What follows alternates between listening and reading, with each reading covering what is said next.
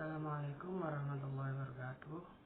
Perkenalkan, saya Iqbal Ali Muhammad dan teman saya Adibul Umam.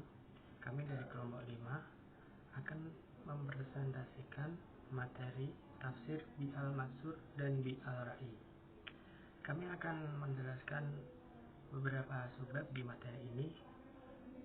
Yang pertama, pengertian tafsir bil maksur. Sebagaimana dijelaskan oleh Al-Farmawi, tafsir bil maksur disebut pula tafsir bi riwayah dan an-nazar.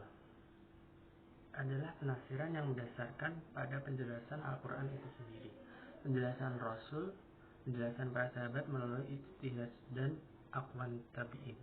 Tafsir bil maksur adalah metode penafsiran dengan cara mengutip atau mengambil rujukan pada Al-Quran, hadis Nabi, kutipan sahabat, serta tabi'in. Jadi, bila merujuk pada definisi di atas.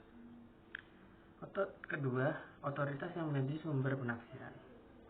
Otoritas yang menjadi sumber penafsiran terdiri dari 4. Yang pertama adalah Al-Quran yang dipandang sebagai penafsiran terbaik terhadap Al-Quran itu sendiri. Yang kedua, otoritas hadis Nabi yang memang berfungsi sebagai penjelas Al-Quran. Yang ketiga, otoritas penjelasan sahabat yang dipandang sebagai orang yang mengetahui Al-Quran. Yang keempat, otoritas penjelasan tabi'in yang dianggap orang yang bertemu langsung dengan sahabat. Metode ini mengharuskan mufasir menelusuri sahih tidaknya riwayat yang digunakannya. Selanjutnya, pengertian tafsir bil ra'i. Kata al-ra'i berarti pemikiran, pendapat, dan ijtihad. Sedangkan menurut definisinya, tafsir bil ra'i adalah menafsirkan Al-Quran yang didasarkan pada pendapat pribadi mufasir. Secara etimologi, ra'i berarti keyakinan atau i'tiqad, analogi, qiyas, dan ijtihad. Dan ra'i dalam terminologi tafsir adalah ijtihad. Jadi dengan demikian tafsir bil ra'i disebut tafsir bi al-dirayah. Sebagaimana didefinisikan Husain al-Zahabi adalah tafsir yang penjelasannya diambil berdasarkan ijtihad dan pemikiran mufasir setelah dahulu mengetahui bahasa Arab serta metodenya. Dalil hukum yang ditunjukkan serta problema penafsiran seperti ashabun nuzul, nasikh mansukh, dan sebagainya.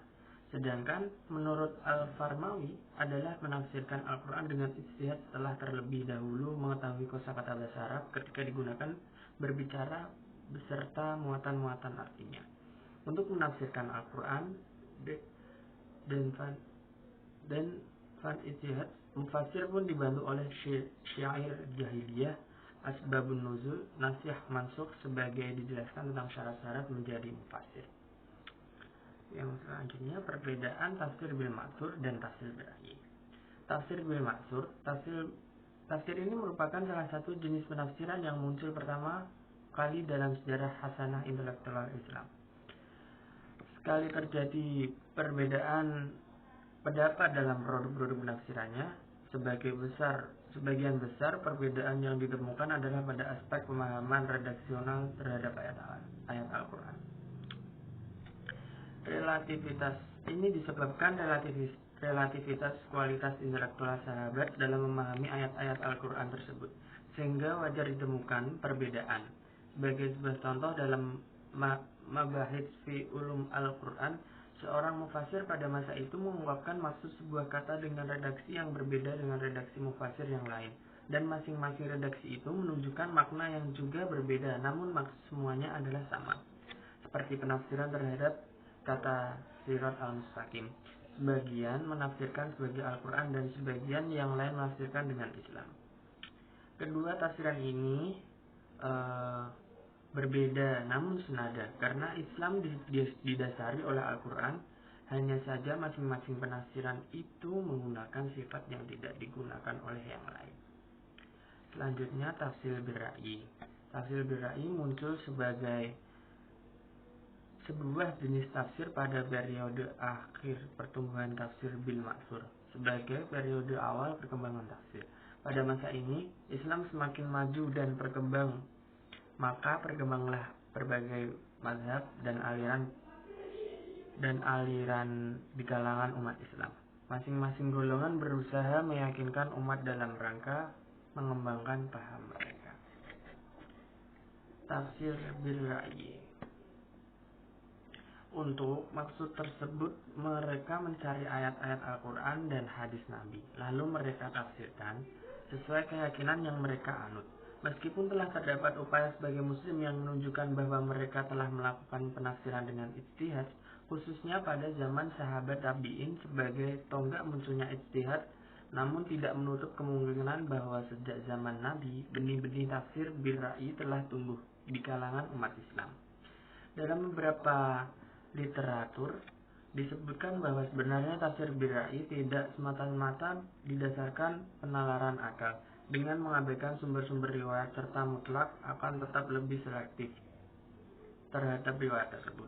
Dalam sumber lain, tafsir bil ra'yi bukan berarti menafsirkan ayat dengan menggunakan akal seluas-luasnya, tetapi tafsir yang didasarkan pada pendapat yang mengikuti kaidah-kaidah bahasa Arab yang bersandar pada sastra jahiliyah berupa syair, prosa, tradisi bangsa Arab, dan ekspresi percakapan mereka, serta pada berbagai peristiwa yang terjadi pada masa Rasul menyangkut perjuangan, perlawanan, pertikaian, hijrah, dan peperangan yang beliau lakukan. Selain itu juga menyangkut berbagai fitnah yang pernah terjadi dan hal-hal yang terjadi saat itu, yang mengharuskan adanya hukum-hukum dan diturunkannya ayat-ayat Al-Quran. Dengan demikian, tafsir bil ra'yi adalah tafsir dengan cara memahami berbagai kalimat Al-Quran melalui pemahaman yang ditunjukkan oleh berbagai informasi yang dimiliki seorang ahli tafsir seperti bahasa dan berbagai peristiwa. Selanjutnya, kesimpulannya adalah dari materi ini, tafsir bil ma'thur diartikan sebagai tafsir yang dilakukan dengan jalan riwayat, yakni tafsir Al-Quran dengan Al-Quran, hadis, pendapat sahabat atau tabi'in. Tafsir bil ra'yi didefinisikan sebagai upaya menyingkap isi kandungan Al-Quran dengan ijtihad yang dilakukan dengan mengapresiasi eksistensi akal.